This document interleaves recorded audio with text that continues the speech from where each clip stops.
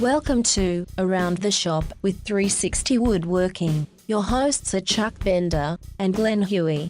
Each Saturday, tune in for the best in woodworking tips, techniques, and general shop fun.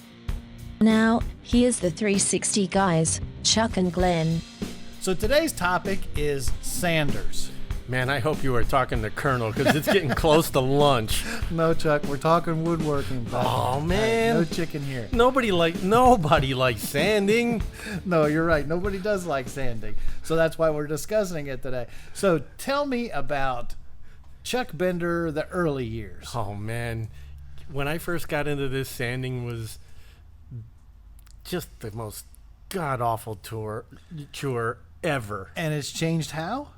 Well, actually, I don't mind it all that much anymore. Oh, my gosh. Well, because I've cut down on the amount of it that I do. Okay. But early on, I remember when I first started at Irian, we had a couple of inline sanders. They were like 2.5 inches wide. And these things, you plug those things in and they just vibrate forward and back a tiny little bit. And it's just like, this is a belt sander's geeky next door neighbor kind of a sander. It was just the worst. It did nothing. Oh, yeah. And then I guess about a year and a half after I started there, one of the tool reps came rolling in from one of the local suppliers, and he said, guys, I've got this new tool that you are going to love. It is going to cut down your sanding and your prep time tenfold. It's called a random orbit sander. They've been using it in the automotive industry for years. And Louis Arian looked at him and just said, you're just out of your mind. Here's another pipe dream kind of a promise. Well, he plugged that thing in, and it was no time. We had 10 of those things in the shop. Yeah. And the big concern with those was? Well, why didn't he think that they were going to work from the beginning? Because everybody, the inline sanders were supposed to speed it up, and they really didn't. And because what did you have that was the alternative? An orbital sander, which is a single orbit, which, if you just set the thing down and don't even turn it on, it leaves swirl marks. Yeah. So, and this guy comes in promising an orbital sander that will not, no matter what you do, leave swirl marks. Well, we found out that, he was gilding the lily a bit, but it was a dramatic improvement. And for me today, it's still my sander of choice. If I'm going to sand a nice flat surface or something like that, grab that random orbit sander, don't press down and move slow, and all of a sudden it gets rid of most of the swirl marks. Right. And that's the whole thing. And if you're getting swirl marks, then chances are you're putting too much pressure on the tool. Yep. And the kicker to that is to remember to change the paper when you have to. I actually taught a class. I won't go into a whole lot of detail, but during the class, as we're using the random orbit sanders, all of a sudden I start smelling smoke. Oh, man. And this guy was putting so much pressure down on this thing that he actually burnt the sander up. I mean, the motor just kind of fried, and that was it. And so it was an electrical one. Yeah. I'm hoping. Yeah. Because, if he's pressing down and burning up an air-driven one, something's wrong. No, this was an electrical plug-in sander that, you can buy at the stores. Yeah, see, when that guy came into Urian and he brought in the Miracle sander there, it was all air-driven. It was Dynabrades. It was a Dynabrade. Oh, wow. Because, there were no random orbit electricals on the market at that point. It was way early. Yeah, sure. So to get it back to the swirl marks, if you got problems with swirl marks, don't put the pressure down. And funny as it seems, dust collection is a huge part of this. And I'm guilty of, when I bought my first Dynabrade, it was you could buy it with or without dust collection, and with the dust collection meant another hose that was attached, and it really wasn't that good anyway. Yep. And it's like, why do I need dust collection? I don't need any dust collection. The first one I bought while I was still at Irian, the first thing I did was disconnect that stupid vacuum hose. Yep. Because it really didn't do anything. Did nothing. But with what we have today, dust collection, and the way we have the random orbit sander set up today, makes a huge difference. Because what it does, if you're sanding and you don't have any kind of dust collection, the loose sanding dust is going around and around and around. It pills up and comes into the middle of the pad. I've never had that happen. Yeah, right. And that's where those little pigtails or sure, because you got that pill in there that's right, dragging around. Right. So the best thing you can do, and we've said I from always the thought beginning, we called those pigtails. Now I know they're pill tails. Yeah, pigtails, whatever you want to call them, little pills. Yeah. And we've said from the beginning about we can recommend products and things. So I think this is a perfect opportunity to talk about the Mirka product that's out. Oh, the Abernet. The Abernet. Yep. Yeah. I mean, we all use it. I don't know anybody that's in the business that tried it and said, yeah, this is not a very good product. Well, see, I really only found out about it by using it when I moved out here to Ohio, a year and a half or so ago. Mm-hmm. And yeah, I don't know that I'd go back to just holy sandpaper. Yeah, there are holy sandpaper. No, there are reasons that I do use paperbacks, paper sand now, and it generally. And while we're also talking about how great this product is, this Abernet, we can diss on it a little bit as well. You catch an edge with it, and it's done. Yeah, it tears really easy. Right. So for the most part, where I'm using it is I'm using paper up to a point I get things leveled out, and then I'm switching over to the Abernet. Yeah, you're using it as a finish sander. Yeah. You're not using it to get rid of the machine marks. Right. Absolutely. Yeah. And I've done a lot of work with Abernet and looked at it a long time, and I definitely wouldn't change and go back from it. So you move from an inline sander to a Dynabraid, which is an air-driven random orbit sander. Right, it's a pneumatic sander. Right. And because, honestly, the inlines were so bad that I hand sanded almost everything instead. I would think that a piece of paper, grab a sanding block, put a piece of felt on the bottom, and grab some sandpaper, and you could do 3 times the amount of work that an inline sander would do. When you stand there and it's 3 days of sanding just one dining room table, and you've got Lou Arian standing there going, "Come on, we have bills to pay."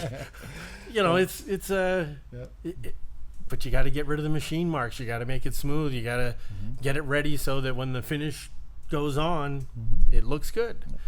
And that's really what we're talking about here, is trying to get a really good foundation. You cannot avoid sanding. Yeah. You just get over it. Nobody loves to do it. All right, I like it very much, but not enough to. So from now on, you're going to do all my sanding for me. I got no problem with that. At least this stuff will finally get a good finish base. Wow. Nice. All right. So for me, the path that I took was not too different from yours, but a little different, because when I started, every project, every build that I did started with the lumber being run through my thickness planer, brought back out, and then hit with a belt sander. I had a belt sander. Love the 3M purple belts that went on there. Love those things. And it was a 3x21 that went over my entire project. And then I had an AEG random orbit sander with a 6-inch pad that I used forever on that. Wow. And that's how I finished everything. And when I got to the random orbit, I moved from 120 to 150 to 180 and stopped. And it was just that every product went through the same way. And then I thought, I had a big project coming up. I was doing a bar. It was what really got me into building furniture, and it got me transition to doing it as a profession. Yeah, from construction and construction related to furniture only. Right. And when I got that contract to do that piece, I was looking for something else because I had a lot of stuff to sand, and so I found a drum sander. Right. And I used a drum sander, a Performax drum sander, for a lot of years. And then from there, it's like when I moved into the shop and everything was set up and I was really looking at production, I got one of 2 tools that I brought into my shop that the minute I ran something through it or worked with it, I immediately said, wow, why did I wait so long? And that's the wide belt sander. It was a scraper. No. No, that was my wide belt sander. And so today, I glue up stuff. It goes through my planer. It comes out. It goes through the wide belt sander at 150. I do all my work together. I clean it up with like a 150 paper on a Dynabraid type sander, or the Mirka sander, which is similar to the Dynabraid. Right. Just electric versus. Right. It's a electric. Right. And then from there, I moved to the Abernet, and I finished 150, 180, and I'm done. Nice. it's a lot faster and a lot cleaner and Right, and that's you've gone to the wide belt to save time and Sure. reduce the sanding, and that's where I turned around and I reverted to doing the number 80 Stanley cabinet scraper, and then buzzing over it with 150, 180, or 120 or 220 with a random orbit, because I'm not at that point. I'm not getting rid of power tool marks anymore. I'm just trying to even out the smoothness of the surface so that it'll take a finish uniformly. Right. So we're really working the same direction for Yep. the most part. Yeah, just you have this 4x6 by 8 foot tall machine, and I've got one little thing that I can stick in my pocket and take home. Well, that's fine. You can stick it in your pocket and take home. We talked a little bit about some specialty sanders that we fooled around with during our days. You mentioned the inline. What else? Whatever the. We tried all kinds of weird things early on. There were abrasive things that we mounted to the shaper, and you form them to fit the moldings and run them across there. Jeez. And a friend of mine had a flap sander that looked like a planer. You stick your molding in there and run it through, and it comes out the other side sanded. And I just never liked those things. They tend to round off those sharp little corners of fillets and things in the moldings. So I tend to hand sand all my moldings. Yeah. I went through 2 sanders that I look back on and I think, probably a waste of time. The first one was a super easy one. It was a detail sander, but it was a corner, had a triangle pad on it. Yeah. Wow. That one didn't last long in my shop. It either quit or maybe it stopped when it bounced off the wall. I'm not For really the third sure. time. Yeah. And it didn't work. The other one that I used quite a bit, but the more I used it, the more I thought, no, this is not for me, was the quarter sheet sander, the little square ones. Yeah, really? Yeah. I never used them for surface preparation for the bare wood, but dining room tables, man, when you're building up varnish or shellac or lacquer or something like that, the sand between coats, we loved using those things in the shop. Throw a half a dozen sheets of quarter sheets on that thing, lock it in place, go, and when the first one starts to pill up, you peel it right off and just keep on going all the way through there. I don't know. I didn't use it for finish. I mean, I did all that by hand and stuff, but boy, trying to use that for surface prep was like, I felt the same way you did about that little inline. It's like, are you serious? I can get this done by hand a lot. Oh yeah, faster. surface prep. Well, you talk about swirl marks. I mean, that thing's doing nothing but leaving swirl marks. If you got, you stick 120 or 150 on that thing and you're running across a board. That's what I said. You don't even have to turn them on and they'll leave swirl marks. Yep. So yeah, no, I would probably. In fact, I've still got one quarter sheet sander that I would still use for large flat surfaces. But most of the time, if I'm sanding between coats of finish, I'm jumping right in there with the hand sandpaper and just making it happen. I've gone so far to use my Dynabraid with a pad on it. Really? And some 600 Abernet. Wow. And busting through that too. Because I mean, if you're not worried about, and you stay away from the corners and the edges, because anytime you put that sander where half of it hangs out over that edge, you're going to burn that edge, and that's not what you want to do. But if you're staying, dead in the middle of your table and away from the edge, that thing will go just 99% time getting it done. Well, especially coming off the wide belt first. I mean, your surfaces are a lot flatter. I'm using that. I'm leaving behind some of that undulation you get from the scraper, Right.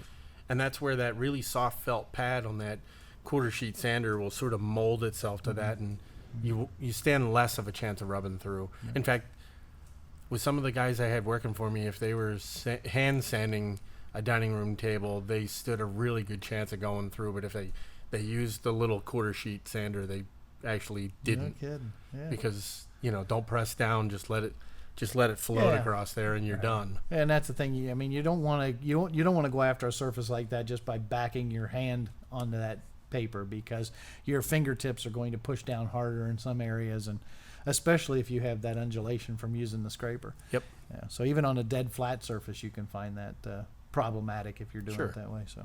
Well, I mean, and the wide belts leave behind a nice surface. But after a while, they even have a tiny little bit of variation as you move, much less than with a hand tool. But I've noticed when we got our first wide belt sanders at Erie and running stuff through there, you could still feel just a tiny little bit of stuff here and there coming off the sander. It usually that meant that somebody was out there and gummed up the whole thing. All right, so here's one for you. Tell me one thing that you're guilty of that they tell you never to do with some kind of a sander. Those random orbit sanders are meant to be used on flat surfaces, but I am just made to break the rules. You go, you bad guy, you. A lot of times if I'm making chairs or something like that where I've got a curved piece that's sort of rounded or sculpted, I'll just take that random orbit sander, clamp that stuff in the vise, and just start going at it and shape it because, I rough it in with a router or by hand first, get it close, and then I go back in there and just knock it down quick and easy with this sander. And you can't do that. No, you're never supposed to do that. So what's the one thing you do? Well, again, it comes back to the never thing your thing you're never supposed to do with a sander, and that's tip it up on its edge. And I tell you what, when I see somebody using one of those and they have no pressure and they're just sitting there and they're taking 45, 50 minutes to sand, it's like, are you serious? Give me that thing. And I roll that up on its edge, and it becomes such a much more aggressive tool. But there's a key thing. If you just tip it up on that edge and leave it sit there, pretty soon you're going to see, China, because you're digging down in there huge. That's right. When you do that, you have to make sure to keep that moving. If you keep it moving, oh man, you can level off stuff just in no time. Yeah, and you got to be careful too. I saw a lot of guys that not only they would keep it moving, they just wouldn't even it out. And what they would end up doing is, as they're moving with the grain, and they're getting a board that looks like a washboard because they stay in one spot and then they move over and then they stay in, Now, what I'm doing with it for the most part is once it's up on an edge, I'm almost using it as you would a buffer on a car. Right, you're gonna go around there and scrub around, and that's gonna stop you from getting that deep pocket or that ridge created. Yeah, absolutely. Yeah, and it's an easy way to level off. Like if your glue joint on a table's off a little bit, and you're working that down like that center glue joint, and you just tip that thing up and keep that moving and roll that thing around. Are you talking like a 45, or are you talking no. Raise it up a couple of degrees? It's up probably 10 to 15 degrees, enough just to get on that outside edge. And it's amazing how much more aggressive that tool comes. All right, so what'd you pick up from this one? What you should have gotten from this is the fact that we're still using the random orbit sanders. Sure. We tend to like the air-powered driven ones much better. The Abernet is now electric, but I was going to say, I tell you what, that Merca sander is really nice for an electric sander. And why that's different, even though it's electric sander, it's the low profile. Sure. And, Porter Cable came out with one trying to simulate that was still a random orbit, still too bulky to use.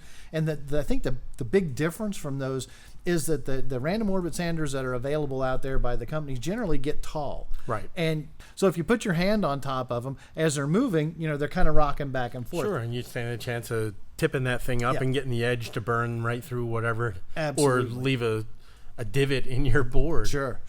And if you grab them down low, you really don't have the control that you need. Right. And if you've never fooled with an air powered like a Dynabraid or something, spend some time. Go grab the Merca while you're at one of the woodworking stores and try it, because it really is totally different how it feels in your hand. That palm sander, it's a lower center of gravity, and whichever way you rotate your hand is the way the sander is going to function. Yep, that's how it works.